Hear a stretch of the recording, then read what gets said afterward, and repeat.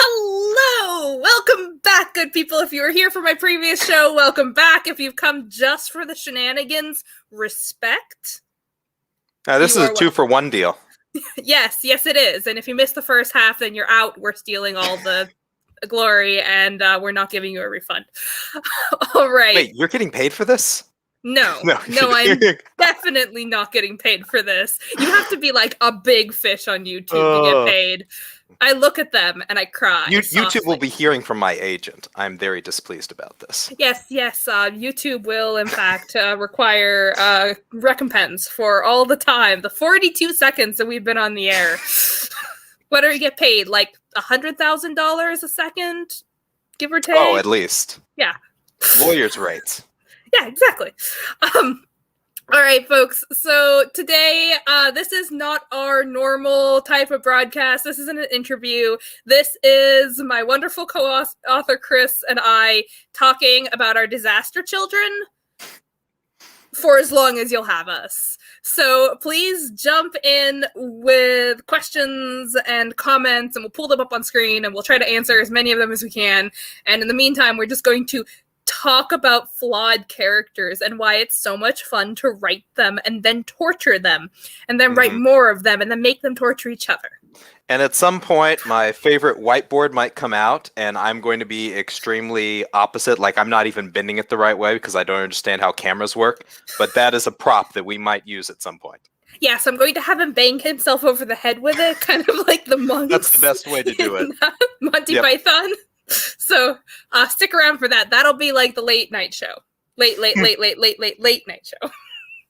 Where we don't talk about the news. We just talk about, I don't know. We can try to steal fantasy news from Daniel Green. He wouldn't mind, right? Yeah, no, absolutely not. Totally not his actual living instead of just that thing that we kind of randomly do on YouTube. Too late for anyone to notice.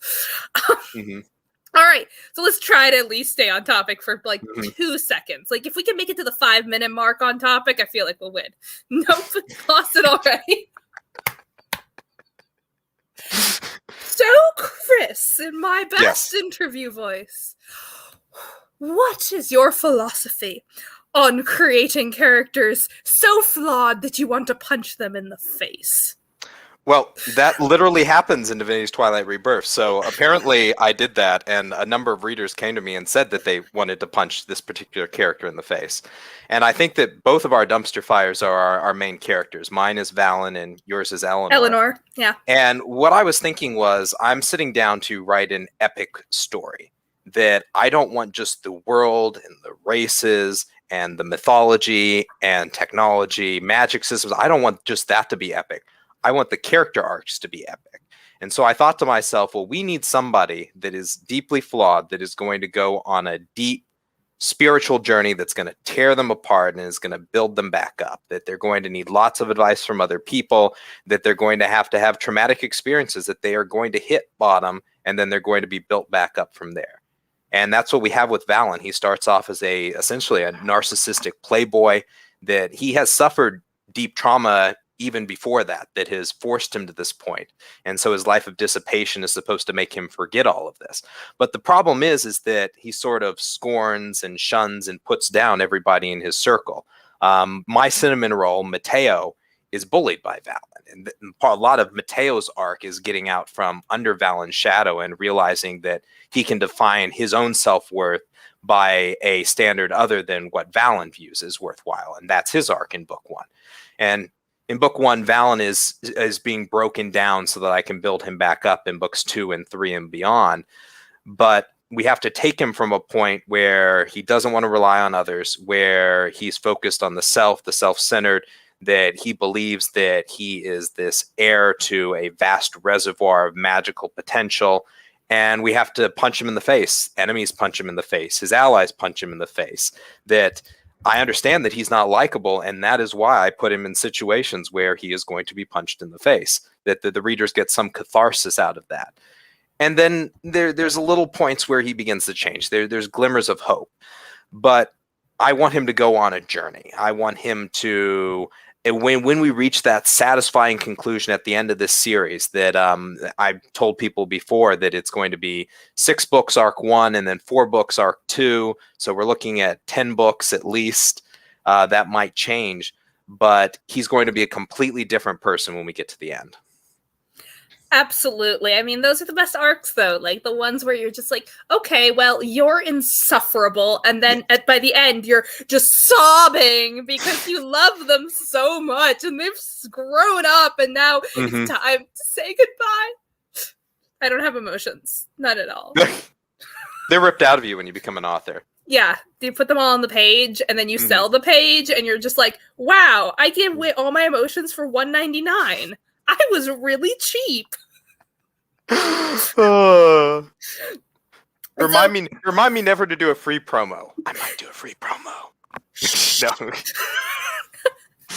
No. Here, just take it. Take my emotions.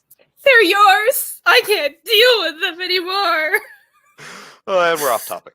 We should have a counter for every time we go off topic. Just put like pi or an infinity sign. Yeah, that's something random. Right. So my dumpster fire entirely came from a very angry conversation I had at like 2 a.m. in the morning, which is basically where all my ideas come from.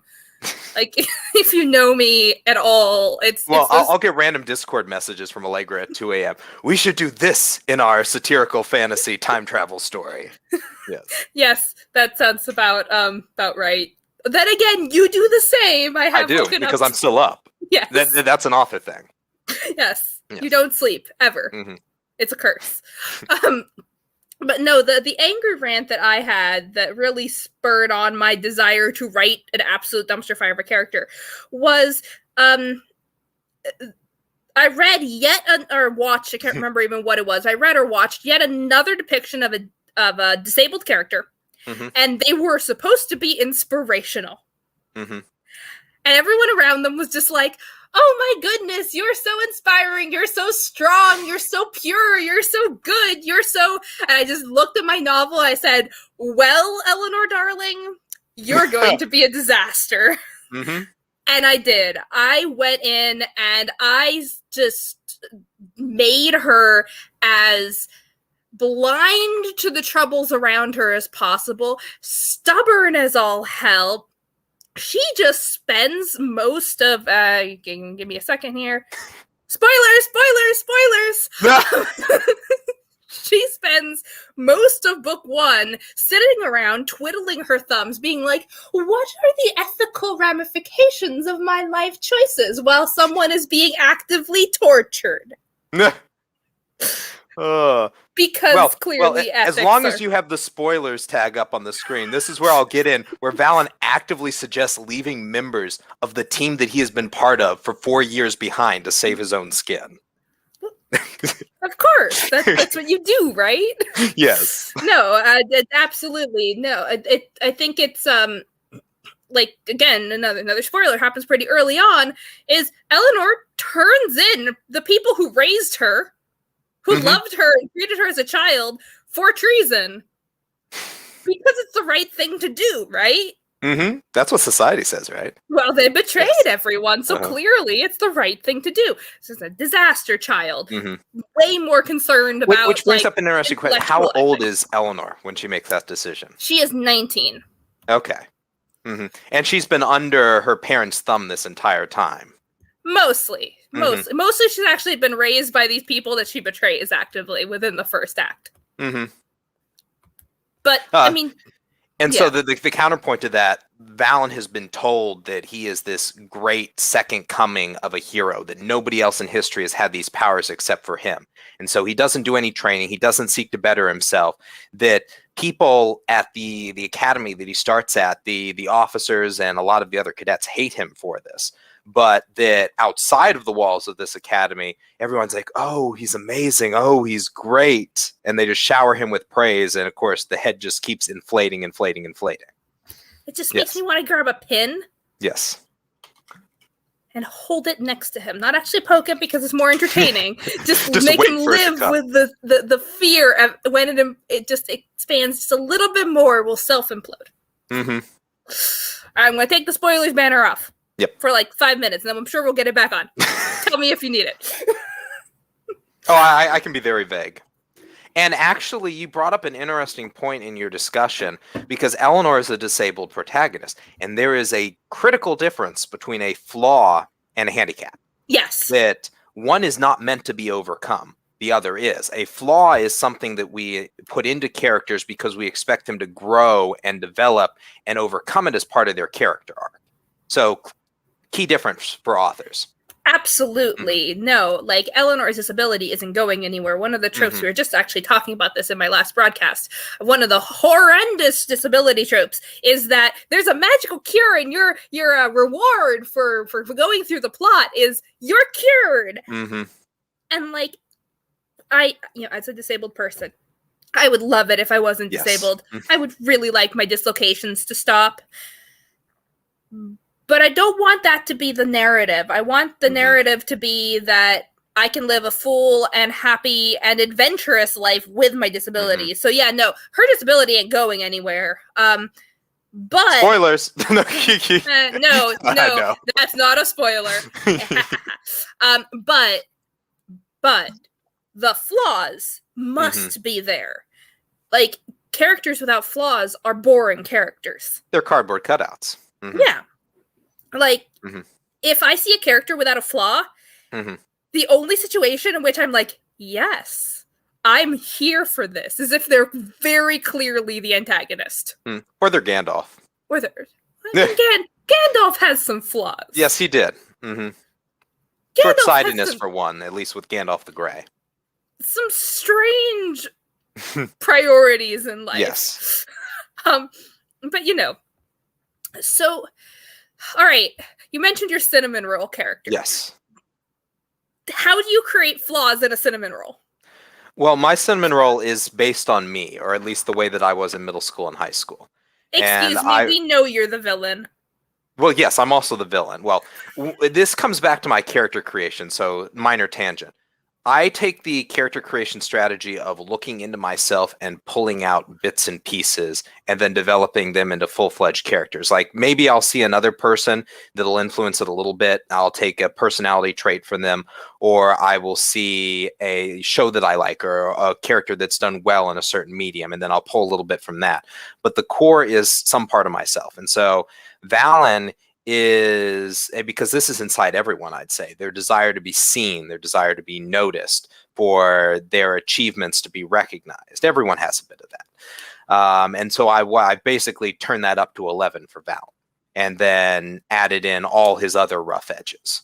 Mateo, my cinnamon roll, his issue is being an introvert isn't an issue. Maybe being socially awkward in situations is something you could work on, or being a coward. Mateo has idolized heroes in the novels that he's read as a youth, and he decides to go to the academy. He goes as a scholarship student because his family's not very wealthy, so he works his way in on his smarts. Yes, all Mateos are cinnamon rolls. Absolutely. This is fact. Yes, and also that is with 2 T's, Justin. 2 T's. Always 2 Ours T's. is with 1 T. Oh, not a real Mateo. No, I'm kidding. Battle of the Mateos? Yes, next Battle year? of the Mateos. Next year. Got it. Coming to a theater near you. My Mateo is a sensory mage, so he's not that great in combat. His powers lie elsewhere. Well, our Mateo is a kind of down-and-out programmer / garbage guy. Yep. So similar. Yeah. But Mateo's issue is finding something that he is willing to risk his own life to fight for, that either a cause or a person, or because that is what the heroes were. They didn't erase their fear. No one ever does. It's the ability to look past it. And that's a very common fantasy trope and so I'd say a lot of cinnamon rolls are built around that. And therefore, Mateo is his journey, his first arc is the soul of Divinity's Twilight Rebirth. It's the through line, because people don't like Valen. I accept that, because that's what I didn't intend them to like Valen. People sort of like Celeste, who is the other character pictured on the cover, because she is a more competent, less abrasive Valen, essentially, that doesn't have the ego, that her ego's already been ground down, but she wants to use everyone around her. Everyone is a tool. So she has her own issues. But Mateo, of the three of them, he is the through line. He is the heart and soul of the first book. I think that's just the role of cinnamon roll characters. My Yes. Gabriel is mine and Where Shadows Lie, and his major flaw is his just absolute hyper focus on things. Mm-hmm. I want revenge. I will sacrifice everything to get revenge. I want justice. I will sacrifice everything to get justice. Yes. Yep. Celeste. Yes. Yep. And it's a real problem. But on the other hand, you were talking about like just flaws being kind of balanced to each other, and my other female lead in Where Shadows Lie, Faye, is weirdly not talked about the same, as much as Eleanor when people talk about flaws, because Eleanor is insufferable for the first half of the book. She was meant to be insufferable. All the other characters think she is because she is. She's making very dumb decisions, and you're supposed to want to shake her and be like, "Stop that."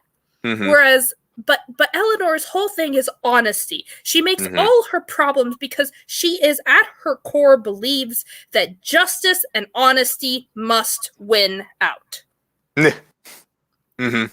That's a great character journey. And realizing that is not so black and white is very, very difficult for her. On the other hand, you have the character who's antithetical to that, who actively states in the plot that, honesty is for stupid worshippers of the blue dragon, like Eleanor. And that she likes her lies, and she's surrounded herself with so much ability to just see that, live in that gray, comfortable in that. And let's do my spoiler banner again. She has actively been hurting someone she loves for what she perceives to be his own good. For years. And yet she's in a relationship with him, and she genuinely cares for him, and she's never spoken of it, and she's surrounded herself by all these lies, and they've piled up to the point where she doesn't know how to deal with truth, let alone internal truth. Like, she's completely disassociated with her own mental health because it's gone, doesn't exist. And yet on the outside, she's loud, she's abrasive, she's confident. And one of the things that I'm really, really enjoying in the writing of book 2 is breaking her down and pulling her away from all the lies that have defined her. And suddenly she's alone, and she's never been alone. And she has this moment of realization that she has no identity outside of these tasks and lies that she's built around herself, and she's having a complete mental breakdown in book 2 because of it, and it's so much fun to write. Well, my version of that is that, and somebody told me this, I forget who it was, probably one of my early readers, alpha readers, that they read Divinity's Twilight Rebirth, they got to the end, they turned to me and asked, "Do you have daddy issues?" Because apparently a bunch of my characters have daddy issues, that problems with their fathers, that their fathers are figures of power, that they expect them to follow in their footsteps, or they have been abusive, or they have abusive, neglectful, that they have focused more on one child than the other, that they have made snap and rash decisions that have cost their children their childhoods, that have cost them family members, relatives. And so I'd say that there's at least 3 characters that have problems with their fathers. And I went back and I reviewed this and I went, well, I don't really, but I guess this is the book of daddy issues. And so a lot of the dumpster fires arcs are coming to grips with that. And of course, you have the same thing in your book. It's the found family trope, that we begin to find in each other something that is more meaningful than the blood that we were born with. I'd say that the big character, you can put up spoiler tag. Spoilers! The big character arc, because I try to focus on different ones for each book. So book 1, we had Val and Celeste and Mateo, that you were either getting bits of their backstory, or you were getting, like Mateo has a full character arcs. The other 2, you get backstory for why they are the way they are. In book 2, I'm doing Raynar, Unter, and then one more that I can't even spoil here. because it messes with a big twist in book 1. But anyway, so Raynar, his father is a very highly placed military officer, that he was the commandant of the academy where they went to school, that he had a position on the Dalmatian ruling council, and his father wanted him to be exactly like him. The only problem is he didn't have magic and his son didn't have magic. And this is really rare in this society. And so they're rich, they're wealthy. He fakes his own tests. He fakes his son's test. He swears his wife to secrecy and then locks her in essentially their home so that she can never go out and tell anyone about any of this. He controls every aspect of Raynar's childhood, the people that he can play with, the activities that he does. Raynar is invited to go to dance lessons by a fellow noble's child, and his dad's like, "No, that's not for a young boy. You are no longer going to be friends with this person. Here, go be friends with this other person who has a connection to this shipping industry so that I can get an in." Well, anyway, yes, Raynar gets away from his father because of the events of book 1. There's a lot of chaos. Book 2, he comes back face to face with his father after all of this, and his father's still in a position of power. And so he's going to be forced to confront this. But it's the question of how much has he learned and how much support has he gotten from what's becoming a found family. There's still trust issues. There are still reliance issues, but some of them are very supportive. And Raynar used to be a bully because of the way his father was, that his father was the commandant. He abused his father's authority because he thought that's what his father wanted. And so Raynar is now coming to grips with the bullying he did to Mateo, and that he and Mateo have now become friends. And so Mateo is a source of support in book 2. And so that's where we're going with this, with, again, flaws and things to overcome, like the daddy issues. This is actually a really interesting point, that the difficult thing is that a lot of audiences will assume that because someone is the protagonist, anything abusive or dishonest that they do must be romantic or good, or, this drives me insane. Mm-hmm. Like, you can have unreliable narrators. You can have unreliable narrators, in fact, are delightful. Mm-hmm. Because people are unreliable in their own perception of their actions. Mm-hmm. It's something that I'm not going to spoiler tag this because it's literally the prologue of my book. And if you don't want that spoiled, well, it's been out for like a year and a half, guys. If you watch my channel, I don't really consider what I'm saying really spoilers anyway, because it's how you get there. It's the journey. Exactly. Anyways, I very much decided to open on my main character fucking up. Mm-hmm. Royally. In a way that was comprehensible and understandable, but deeply messing up. And she kills someone. And she kills one of the good guys because he's attacking one of the bad guys who just happens to be her father. She doesn't know this. So she kills an assassin trying to kill one of her family members. And it ends with the death of her brother. It ends with the rebellion that was the only hope for the country in tatters. It ends with our cinnamon roll being tortured. Like, it is just this cascading failure of horrible things that framed one way seems very noble and framed another way seems appallingly bad. Mm-hmm. It's the direction you tell the story from. Exactly. If you were to put the POV in, well, you could have started with the brother, but the brother ends up dying, which would have been. I think it's better. Oh, you do? No, it opens with from the brother's POV. It opens like the ending of another novel. Proud prince is waiting to assassinate his father and take the throne, and it goes the whole prologue, and he sees his sister, and she's like distracted, and she has grass stains on her dress, and has clearly been getting into mischief, and he very much kind of dismisses her of like, I'm doing this for you. Very much a framing of what a normal disabled protagonist would be, which is relegated to the, sibling or significant other of the protagonist. I can think of one of my favorite shows of all time does that. Code Geass. If you've ever heard of it, it's anime robots, big fight between empires for the fate of the world. Yeah, It does exactly that. and And funnily enough, the trope reverses because the sister ends up becoming a force against the brother. Nice. Yes. So it does something very similar to what you did. Mm-hmm. Someone Mm-hmm. likes it. Hi, Justin. But yeah, no, it's and so I specifically opened with Will's POV because I wanted to kind of trick the audience into that. And then left turn, no, he's dead now. She's the protagonist. She just fucked the last story up. Let's see how she fixes it. And I don't know if you could say she fixes it. I think she makes it worse overall, but you know. Maybe by the end of book 6. Doubtful, but we can go with it. But it is interesting of what people perceive as good and right. When something that one of our other co-authors, Justin, mentioned was in the recent release of A Bond of Thread. There's this really concerning interaction, which I'm not going to spoil, but this really concerning interaction between the two main characters.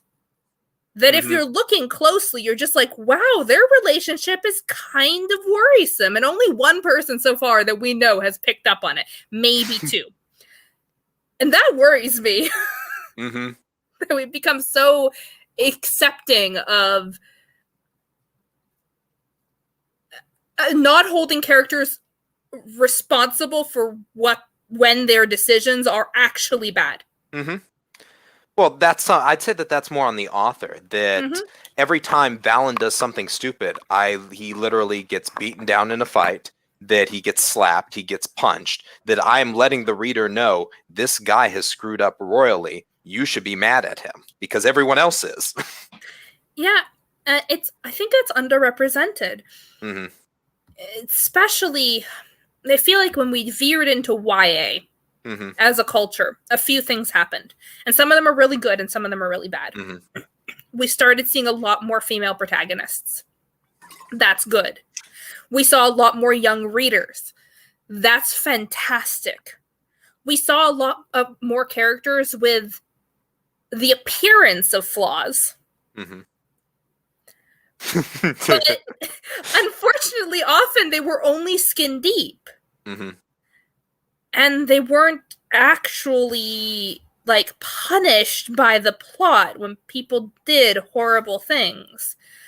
And it reinstated this good bad fight against the evil people, be the good rebellion, and or you go the opposite way and you have morally gray characters who are just villains, but they're hot. So they can't be villainous, right? Of course not. Well, that's why you have, I'd say the counterculture to that is grimdark, but that's primarily in the adult sphere. Yeah. I personally don't like to write with a grimdark tone, that I want there to be hope and there to be a positive outlook at the end of all the darkness, that the characters are striving to reach some sort of goal, some sort of light at the end of the tunnel. But everyone is shades of gray, that everyone tells lies, whether or not they mean to. Everyone messes up. Everyone has hurt somebody. Everyone has said me first and chosen to do the selfish thing when they should have been there for a family member or a friend or something. We say for ourselves we are human. But I think readers on many levels, there are the readers that say, I want my fiction to be realistic. I want my fantasy to be realistic. And there's the other ones that want it to be idealized. And I wouldn't even say that that goes as far as noble bright, but I'd say that that is a very YA trend, that this either young boy or young girl that we have held up as the hero can do no wrong, that they are going to go through their magic school or whatever, or their training academy, or their dystopian class selection system, thinking of a specific series, and they are immediately good at whatever they do. They root out the evil elements of society, they save the day, and everybody's happy at the end of that. But I'd say that you're not addressing their mental issues along the way. You're not addressing the people that they sacrificed. It's being brushed under the rug, and you have to take time to process that. Like again, very minor spoilers. Valen has a much older, much wiser character come to him and confront him with all the mistakes that he made in book one. And just keeps, and this is our cane characters that we discussed the other day, basically keeps whacking him with this cane for every mistake that he made. Or yes, for those who weren't privy to that discussion, Chris and I often, like, one of us will bring something up and the other one will be like, no, I have one of those too. The most recent is characters with canes who smack other characters over the head with them. Yes. It's great. It's fun. We have Rafikis. But so Valen eventually ends up being introspective and looking in on himself and examining, did I really cause that? And initially gets more depressed because of it until he is reminded that the characters that might not have come out of the situation as well, again using ambiguous terms, that they chose that people have agency, that you don't get to say that was just my fault, that maybe they wanted to do something for you. Maybe in spite of all the terrible things you've done, somebody still liked you. So you have to examine both sides of the coin, that you have to accept that people have agency and they get to make choices.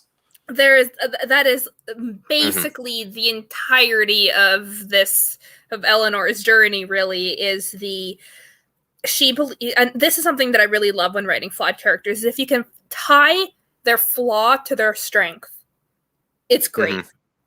Eleanor has this belief that honesty and justice are correct. And so she has this existential crisis of, well, I told the truth and good people died in an unjust way. How is that right?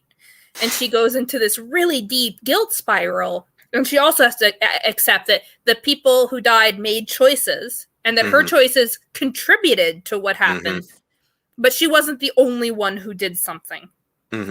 But a huge part of her process is getting over this guilt of having stood by this set of morals for longer than she should have, while also not wanting to give them up, not wanting to live in a world where honesty and justice are bad, but realizing that instead of clinging to it blindly, she has to learn to apply it and create it.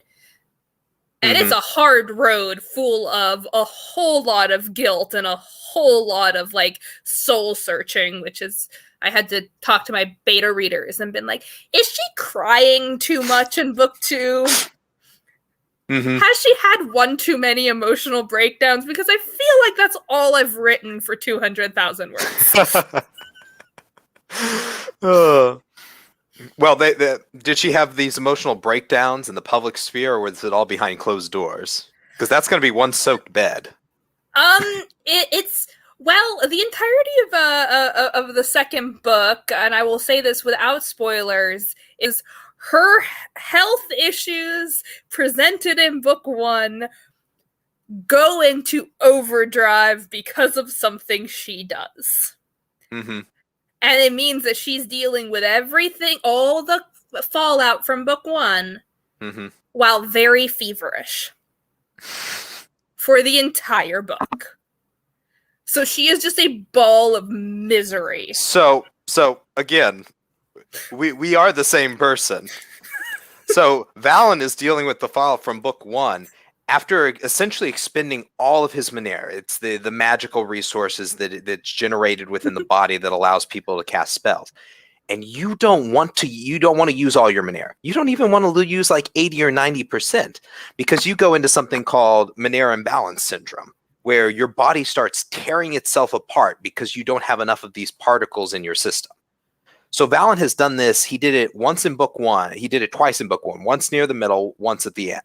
And so he's essentially like needles are lancing through his lungs, his heart, his organs. His fingers are trembling and shaking and curling back in on himself. He's getting cramps all over the place, horrible headaches and migraines. And he's still trying to go on, still trying to force himself to fight despite all of this. And part of the lesson he has to learn is let somebody else carry a bit of the load. We write the same character. Our trashfires are the same person. That is essentially in Eleanor's entire journey in book 2, is her friends repeating ad nauseum, "You're allowed to sleep." Mm-hmm. And Balin can't sleep because when he sleeps, he starts to get these nightmares of how a girl that he cared about way back when, and you might toss up the spoiler tag. Spoilers! How a girl he cared about way back when, how he got her killed. Mm-hmm. And so he doesn't know why. He gets vivid, like he is present in the moment in his old body, going through these scenes. The joyful times he spent with her, their walks, their talks, reading picture books together, etc. And then at the end of all this, he is going to see her die again. And he knows that it's coming. And he used to have these dreams, and he did drugs and engaged in basically wanton sex, wanton alcoholism, etc., to try to drown these dreams. And then suddenly they just went away. And now that the story started, now that the events have occurred, the dreams are back. So he does not want to sleep. So he is experiencing all that, and he's extremely exhausted, huge black rings under his eyes, will do anything and everything not to fall asleep. So I feel like we really need to give them a support club. Eleanor's Wanton. Wanton. Yes. Eleanor's disease comes back, and the drug she has to take to keep her legs from atrophying is essentially speed. Mm-hmm. And so she has to take that first, and then basically a paralytic to be able to actually sleep. So she's mixing stimulants and and sleep agents, and it means that she's basically just lying there conscious but twitching in increasingly agonizing pain and not actually getting much restful sleep. For the entirety of the second book. So as slowly you see her, like, she gets a little bit better, she gets a little bit worse, she gets a little bit better. Oh dear God, she's in trouble again. And yet through all of it, this girl does not know the definition of nap. Yes. Mm-hmm. Maybe in book 3. Maybe. The great joy of the end of book 2 is just letting her, like, sleep for a week. Mm-hmm. It's gonna be great. She's just gonna take a week off between books, and they're gonna be like, "What? What? Oh, a week passed? No plot happened? Yeah, everyone was sleeping, guys." There was a national siesta. No one was allowed to scheme. No one was allowed to plot. Nope, everyone took a nap. The dragons hibernated. Yep. Yeah, basically. They all have caves. They can go to them. All right. Okay, so you took that down. So now I can give Jessica Time Gnome da-da-da-da. I had to get one of those in for you. It is very important. Mm-hmm. Time gnomes will stop time and let flawed characters sleep. Yes. They also make handy door openers. We're writing a story about a character. Chris and I started writing together thinking we're both epic fantasy authors. We'll write an epic fantasy story together. This seemed very intuitive. Sorry, I did forget the ta-da-da-da. Time gnomes, ta-da-da-da, ta-da-da-da. I got one in for the one I forgot. Inside okay. Joke. Yes. So we sat down to write, and we started writing satire. Mm-hmm. And our character in this has this annoying power that means that there are multiple copies of him running around. And each copy of him gets increasingly more flawed and weird. To a slightly alarming point.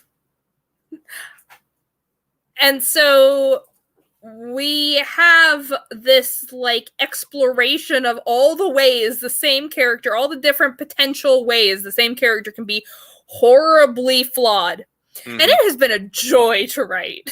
Mm-hmm. And all the while, you're following the original one. So he's shocked himself when he sees all these iterations running around and what's going on with them. And especially when he starts interacting with the iterations, it just gets really messy and fun. Yes. Mm-hmm. But, okay, so do you, like, do you actually go in and try to work out the flaws, or is it just part of creating a person? Like, I almost find myself writing in too many flaws usually and kind of making unlikable characters. Well, what I also end up making unlikable characters, but I feel like there's a reason for it, and that the other characters can carry the story until we get the main characters more likable. That I don't think I've read maybe one review that was like, I really liked Valen. He was the most powerful guy ever, yada da da. And I was like, what story did you read? But anyway, I was happy for the good review. But Yeah. every review I read, they don't like Valen. They sort of like Celeste. They love Mateo. And that's the expectation that I had, that Mateo was going to carry this story, put Valen on his back, even though Valen doesn't like Mateo, and carry him into the next book. Yeah. I need to have an artist do a picture of that. But so there's scales, and Sanderson talks about this a little bit, and this is something that I kind of wanted to get to with this discussion, is that whenever you create a character, you can move them on 3 scales. You can move them on likability, you can move them on competence, and you can move them on proactivity. Well, if you don't have a very likable character, you probably want them to be strong in the other 2 categories. Well, Valen isn't very likable. He should be competent, but he is not, because of his own foolishness. And he's kind of proactive, that he will get involved in fights, he will take the battle to people, but it's not necessarily proactivity in the right direction. So he's sort of failing all 3 to some degree, which makes him a very hard character to latch onto in book 1. Celeste, reasonably likable. We can get behind her motivations. Other people like her. She's very competent. That she's the one that comes up with the tactics, that she beats Valen, she gets them out of situations, and then she's very proactive because with coming up with those strategies, and that she has a goal. So that carries her. We like her. And Mateo wants to get better. He wants to be less of a coward. He wants to be less socially awkward. Good on him. Proactivity. He's likable. We like where he came from. We like his aspirations. He's trying to better himself. All great things. There's other people that like him, which is always, if you have a character and other people like that character, readers are naturally more inclined to like character 1. Competence, he's a little bit lacking on competence, but that's what we're building up. So, and you can move these scales up and down as you will. If you have a extremely likable character and they go and kick a puppy, well, they're coming down on likability. But maybe they kick that puppy really far. Maybe they're going to be a punter. So competence, right up. Yeah, and whereas I really got into that, like having other people like your character. When I had originally written Where Shadows Lie, Eleanor was a loner. And then I decided I really didn't like that. Mm-hmm. Because A, too many characters are loners, and B, she was incredibly unlikable as a loner. She just did not make much sense. And so I brought in this gaggle of nobles who all grew up with her, and I gave her a girlfriend who really I did not mean to write. Claire just happened, and she very loudly demanded to absolutely adore Eleanor and absolutely see her flaws and just not care. So my Claire, and I think this is a very similar circumstance on many spectrums, is called Leon. So another sort of cinnamon roll, also daddy issues. Valen essentially said, hey, blow off your father. You're coming with me. We're having a good time. Gets him drunk. They party all night. And Leon wakes up the next morning enrolled in the academy. And this is his life now. That's beautiful. I'm probably going to like him. But yeah, no. And the moment, like, I gave Eleanor friends, and she has relationships and inside jokes, and they tease her, and they tease her for exactly the reasons why I made her unlikable. Like, they tease her for being kind of stuck up in her ideals, and they tease her for not relaxing ever. One of them, Eric, is he's never seen without a drink in his hand. He's just kind of a court dandy, and he's chill as can be, and he constantly makes fun of Eleanor for being way too caring about the world at large. He actually cares a great deal. He just has an affected air. Mm-hmm. But they really carried her storyline. Without them, she's just sitting around twiddling her fingers. They bring all this like vibrancy and life. And as I've been moving into book 2, it's been very interesting to see her rise from like one of the group to really being one of the leadership of the group, and her proactivity has been shooting up, even though as a character her competence is very low and her likability is really kind of middling.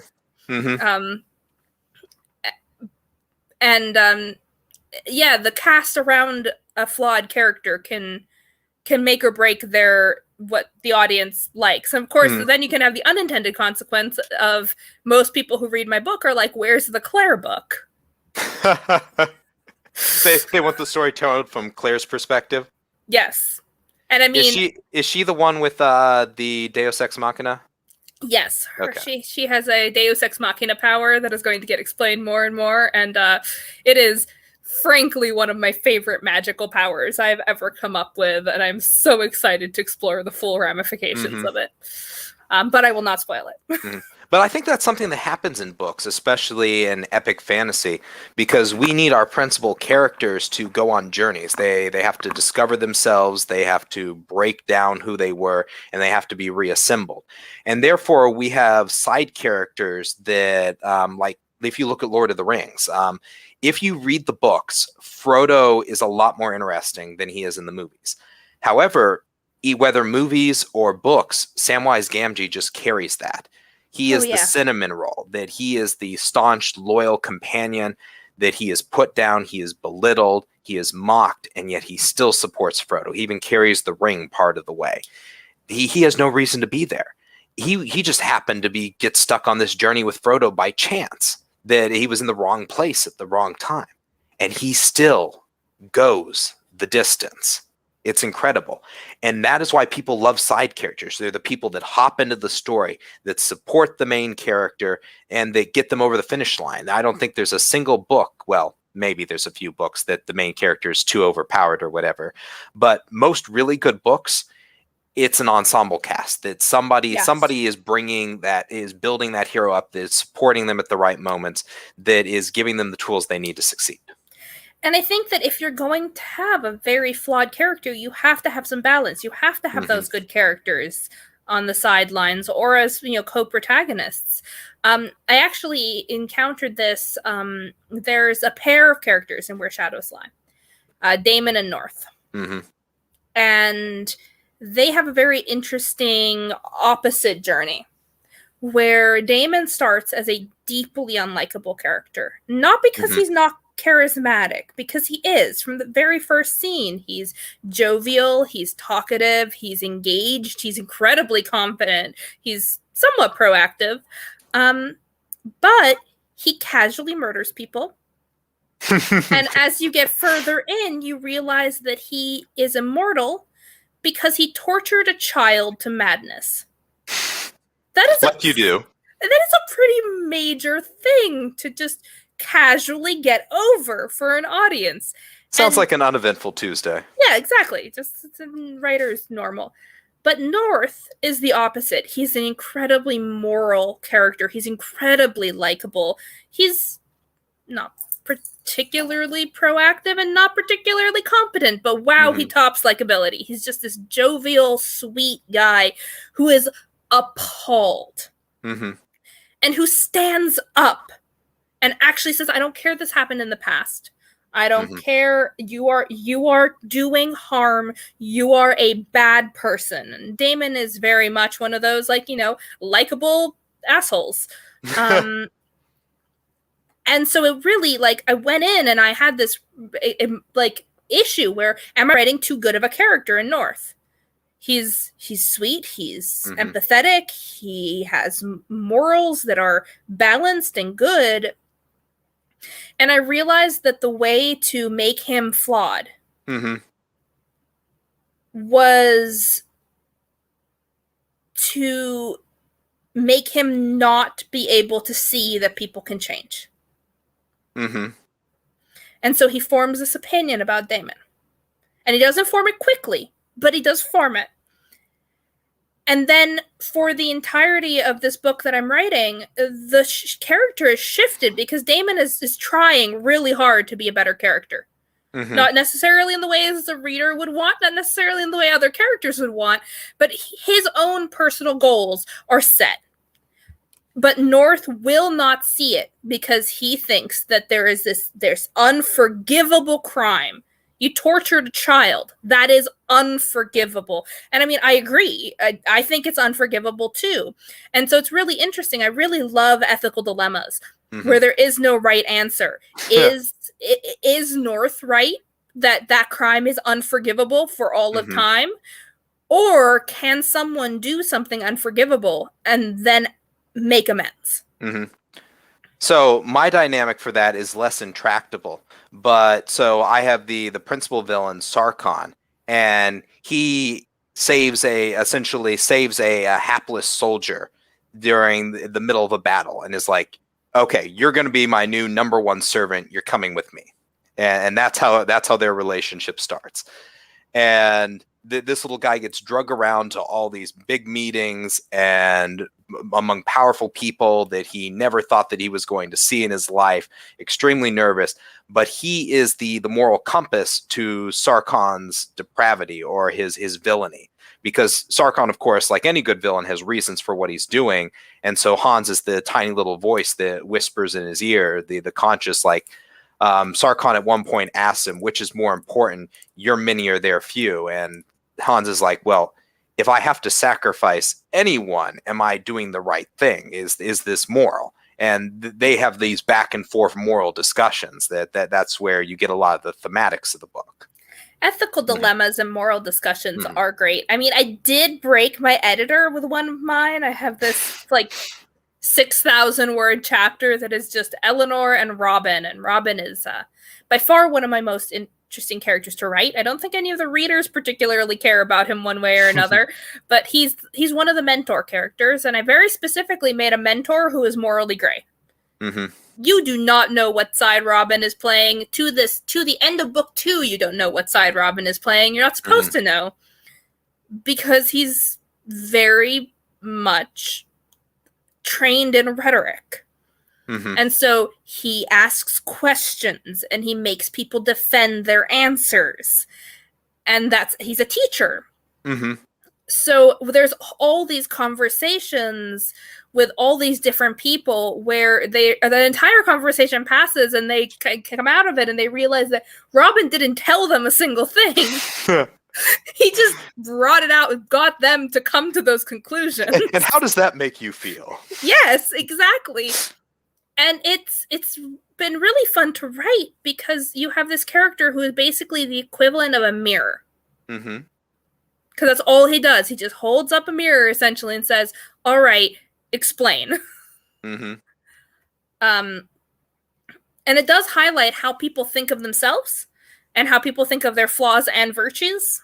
And I find that endlessly fascinating. Well, I think you brought this up before, especially as it relates to Eleanor.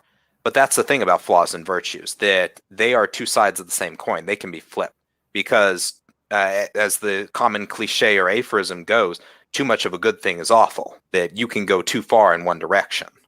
The other one, light can't exist without shadow and shadow can't exist without light. Yeah. That is something that I've had a lot of fun with in, I'm going to put the spoiler tag up now because this is a huge spoiler. And seriously, if you haven't read Where Shadows Lie, you may want to close your plug your ears. Near the end of the first book, it is found out that Eleanor has this power, and it's the incarnate ability. And one of the things that this power gives her is that people who can use magic are instantly and quite intently drawn to her. She's sparkly to them. They would forgive anything. Ooh. They would take any order. Ooh. That's nasty. It's nasty because she has no control over it. She's not someone who would want to use this. She can never have another legitimate relationship with anybody that's a magic wielder. Correct. This is something that she absolutely cannot control. And she's going to have to come to terms with the fact that when she discovers this, she's going to look around and she's going to see all these magic users around her who have helped her and listened to her and died for her. And she's not going to trust anyone. And she's not going to be able to trust anyone. And it's this moment where she now has this existential, not a flaw. This is a, this is just a state of being. This is what we call limitation. Limitation, which could be incredibly powerful, but it could be used for so much harm. And it's going to be very, very difficult for her to deal with because she is someone who is very proactive, and her fighting the temptation to use this and also fighting the depression of not knowing whether the people who love her or her power is going to be defining of her character going forward. Wow. So yeah, that was a good spoiler, guys. And I think that that's something that, like, writers shouldn't be scared of pushing things very, very hard, like giving flaws that seem insurmountable and limitations that seem insurmountable, because that's kind of that's what makes the most compelling stories and characters. Like, if we face so much that feels insurmountable in our daily lives, and so pushing characters into those situations, even if they're fantastical and magical and in no way actually relatable to our own problems, I think they do actually weirdly make characters more sympathetic, even if they're super flawed. So you're mentioning Eleanor, so that is a problem going outwards. And again, I'm not spoiling that by saying that. Book 2, I have a side character that I had to get into their head for a specific scene because he was going to go somewhere and do something that nobody else was going to see, and it was plot pertinent. Well, this character, his magic is he can touch somebody, and after he touches them, that he can don a perfect replica of them down to their clothes, their skin. He is essentially wearing a suit of them, and he can do this 3 times a day. And so he does this to infiltrate a place. That's what the plot related is. But as he goes along, he muses that, well, I remember this person and this person and this person, because he also has an eidactic memory, which is a terrible thing to have when you have this power.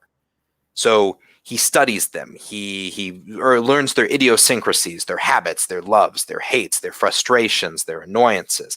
And he internalizes all of it. He creates a persona to go along with the skin, and he perfectly replicates it. And because he stores all these perfectly, he doesn't know who he himself is anymore. That what is there left beneath it? Because he pulls off a mask, or he dispels his magic, and he looks in a mirror and is like, well, is this me? Or maybe this is just another suit. Do I need to dispel this again? What do I keep going? Because he has all these personalities spinning around his head. And it's helpful for what he does because he remembers espionage and botany and architecture and engineering. But what was there at the beginning? Yeah, I mean, it's life, it's altering. Like the same thing with the spoiler I gave. It makes Eleanor question, did she actually have character growth? Or didn't she? Like... kind of loses sight of was it earned? Yes, was it earned? And that gets into a lot of my, like, overarchingly, I really, really am trying to talk about a lot of big things, and there's definitely some talk about privilege there around Eleanor in general. She is she, despite being disabled, she lives a very privileged life, and I wanted to make some points about that, and I'm definitely, like, that's part of the reason why I went with this very big limitation and all her other flaws, because she's very unaware of the horrible things that happen in the world, even if she is intensely aware of the horrible things that have happened in her own family and in her own life, because of her privilege, she was actually able to have proactivity despite this limitation. If she was born in the slums like half a city over, she wouldn't be having this story. No. Specifically chose to give her disability comes from a disease. It's a disease called wasting fever. And wasting fever is not a fun thing to get. Because it will tear through you and it will atrophy your limbs. But if you can afford this very, very expensive drug, and if you have a doctor who's willing to do intensive physical therapy with you for years, including during the worst part of the fever, you'll retain mobility, maybe. So yes, she survived something that not very many people survive, and is able to walk with pain. And yes, she's a survivor. She fought really hard for that. She had to do physical therapy while her legs were in tight braces. She didn't sleep right. Like she was in agony for years. But even the fact that she had the treatment, that she did survive, is because her family is rich and they had a dedicated doctor who committed to saving her and to seeing her through this. And so she's going to encounter people who didn't have that for the first time in book 2. And it will be just catastrophic to her worldview, even because knowing something intellectually is not the same as encountering it and having the emotions of seeing it with your own eyes. Very important distinction. Yes. So yeah, I'm having fun writing and torturing my darling disaster child. Oh, we both do. Yes. Isn't that the whole point? Authors might tell you that they write books, that they create characters to explore morality, to deal with themes, to go on an adventure or entertain readers. No, we do it to torture people who are not ourselves. But live in our heads? Yes. Which is really backwards, which just means we're torturing parts of our psyche? It's true. That's a good way of looking at it. So it's torture to relieve stress that causes stress that leads back into torture. So it's this big circular cycle of gigantic awfulness. Which you'd think is just self-hate, but writing is so much fun, and it's so joyful. Maybe we're just horrible people. We should just accept that we're the flawed ones. And Jessica doesn't say that. She writes horror, and she just enjoys torturing her characters. Yeah, I mean, let's be real. It is fun to torture our babies. And don't worry, government agencies listening, I have no children. Not actual babies, mental babies. Yes, totally in our heads. And no, there are not real people in our heads. You can chill about that too. We're just authors. We Google weird things at 3 a.m. in the morning. We know too much about poisons. We know like 12 different ways to dispose of bodies. And we're perfectly normal. Thank you very much. Yes, well-adjusted. Well-adjusted psychopaths. Yes, exactly. All right, folks. It's been an hour. It has. We should probably get off the air and continue doing exactly this. Oh, 1 second. All right, so keep them entertained. Okay, entertain. Jazz hands. Torture. Wild things. I don't know. It's 10 o'clock. I've completely lost the train of thought here. He's scribbling on a board, which he promised to use and just realized he hadn't the entire broadcast. Yep. Okay. For those of you who have not been here before, we have an awesome Discord server. You should join. I will link it down below eventually. I can't be bothered right now because, again, I've completely lost the plot. It is 10 p.m. at night, and I am a little punch drunk. But, okay, fine. Shame me into doing it. All right. I'll do it. Really. Genuinely, audience. Must you be so terribly... Wait, you're all authors. You guys came here, and you were promised a dumpster fire, and I'm so sorry. I do not have any red. But this is my best dumpster fire that I can make on short notice. This is what you were promised, folks. Dumpster fires. Well, one dumpster fire, singular. No, 3. Let's be real. 3, okay. Perfect. Yeah, I mean, we're definitely dumpster fires. We're authors. It comes with the territory. Absolutely. And for any noble, bright authors out there who are, or YA or middle grade authors who are writing sweet, innocent characters, we do love you all. Respect. I'm not that good of a person. I can't do it. I'm glad you're in the world. I hope that you are the ones who take over and run everything because you are kind and good. And you should probably be scared of us. Well, of course, we already scared them off at the beginning of the stream, so. Yeah, that's true. We probably don't need to be nice to them. We love authors of all colors and all walks of life and all dispositions. And we will turn you all into characters and torture you in our books. And with that, good night.